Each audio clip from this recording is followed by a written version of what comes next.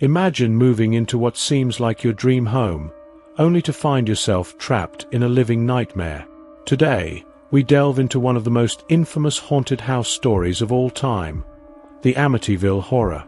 Was it a genuine haunting, or a twisted hoax? Stay tuned as we unveil the dark truth behind the Amityville Horror.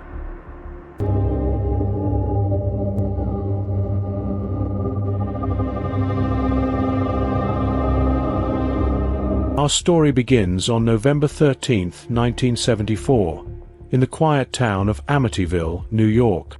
It was on this night that 23-year-old Ronald DeFeo Jr. committed a horrific crime, shooting and killing 6 members of his family as they slept in their beds. The victims were his parents, Ronald DeFeo Sr. and Louise DeFeo, and his 4 siblings, Dawn, Allison, Mark, and John. DeFeo used a .35 caliber Marlin rifle, firing 8 shots in total. Initially, DeFeo claimed he had found their bodies after the murders, even blaming the mass killing on a hitman. However, by the next day, he confessed his sins and admitted that it was he who had killed his entire family. The why behind his crimes was never clear, as his story changed over the years. First, he said he heard voices. Later, he claimed other members of his family helped him.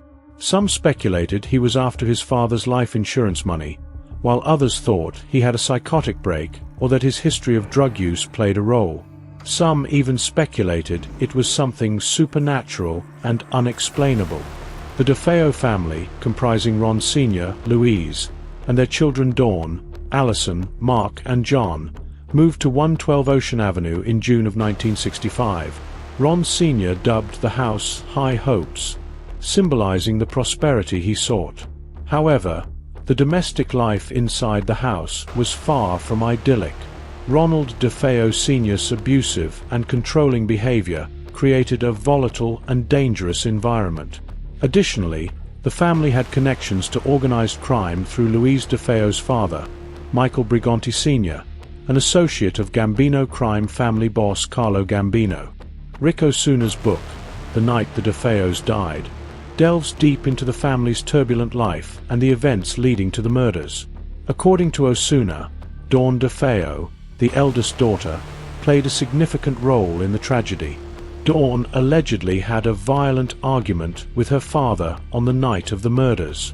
Convinced that their father would kill them all if they did not act first, Dawn persuaded her brother Butch to kill Ronald Sr. Dawn also encouraged the murder of their mother, Louise, whom she saw as complicit in the abuse. Osuna claims that Dawn took matters into her own hands and killed her younger siblings, believing it would be a crime to leave them as witnesses or to grow up with such trauma. Butch, horrified by what had happened, then killed Dawn, becoming the sole surviving DeFeo. Ronald DeFeo Jr. was found guilty of the murders and sentenced to 6 consecutive terms of 25 years to life. During the trial, various judicial irregularities and inconsistencies in evidence treatment came to light. Osuna highlights anomalies such as bloodstains that did not align with the story that all DeFeos were killed in their beds, and the discovery of a bullet of a different caliber from the rifle Butch allegedly used. The prosecutor and police admitted that the crime would have required 3 people, yet swift justice prevailed due to media interest and political ambitions, leading to DeFeo's conviction as the sole perpetrator.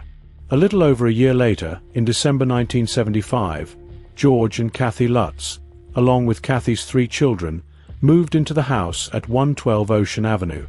They were aware of the home's grisly history but decided to buy it anyway, thinking it could be their dream home. They invited Father Ralph Pecoraro, a Catholic priest, to bless the house. However, during the blessing, Father Pecoraro claimed he heard a deep voice telling him to get out.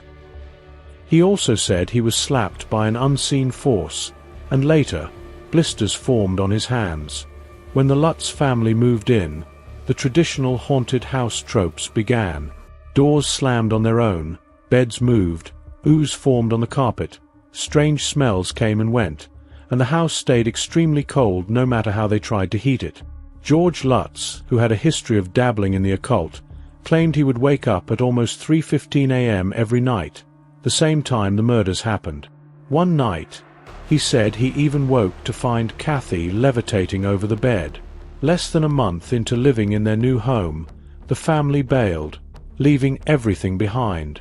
Naturally, paranormal investigators wanted to get involved and visited the house in droves. Among them were the famous couple, Ed and Lorraine Warren, of The Conjuring and Annabelle fame. Nothing out of the ordinary was ever noticed by those who visited the house, except for a photo taken that claimed to be the ghost of one of the young murdered DeFeo children. Many believe it was most likely a member of the team and probably a hoax. Lorraine Warren, however, said she could feel a presence, telling CNN in a 2005 interview that what happened in the house was the personification of evil, how evil can personify itself, how it can be attracted in certain situations. However, the Amityville Horror story has its share of skeptics. Some investigators and journalists argue that the Lutzes fabricated the haunting to profit from book and movie deals. J. Anson's book, The Amityville Horror, became a bestseller, and the subsequent film adaptations turned the story into a cultural phenomenon. Critics point to inconsistencies in the Lutzes' accounts and a lack of physical evidence as reasons to doubt the haunting's authenticity. Before speaking with the eventual book's author, George Lutz contacted DeFeo's lawyer, William Weber, who was trying to get a book written about his client. Weber told ABC how Lutz got drunk when telling his story and how he was just creating ideas. When asked if Weber believed Lutz, he said, "Absolutely not, because they were making a commercial venture." It was indeed such a venture, for the Lutzes reportedly made $300,000 for Anson's book. There are many claims about the haunting all being a hoax for financial gain, from reports that the priest never visited the home to reports that the police were never called even though the book said that they were. No other family who has lived inside the home since has ever claimed to experience supernatural events there. Before we wrap up, let's explore some lesser-known aspects of the Amityville horror story. First, let's talk about the cultural impact. The original 1977 book by J. Anson was followed by several sequels and a multitude of films, including the 1979 and 2005 movies, which significantly popularized the story. These adaptations varied in their accuracy and creative liberties, often blurring the line between fact and fiction. This phenomenon of turning real-life events into dramatized horror stories raises ethical questions about profiting from tragedy and manipulating the truth for entertainment purposes.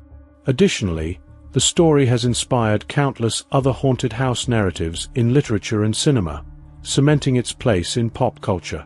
But what is it about the Amityville horror that keeps us so enthralled? Is it the idea of a seemingly normal home hiding dark secrets, or the blending of true crime with the supernatural? Perhaps it's the human need to believe in something beyond our understanding, especially when faced with inexplicable tragedy. Finally, it's worth mentioning the legacy of the house itself. Despite its dark history, 112 Ocean Avenue has seen multiple owners since the Lutz family fled. Each owner has insisted that they've experienced no paranormal activity, further fueling the debate over the truth behind the Amityville horror. The house has been renovated and its address changed to deter curious visitors, but it remains a symbol of one of the most enduring ghost stories in American history.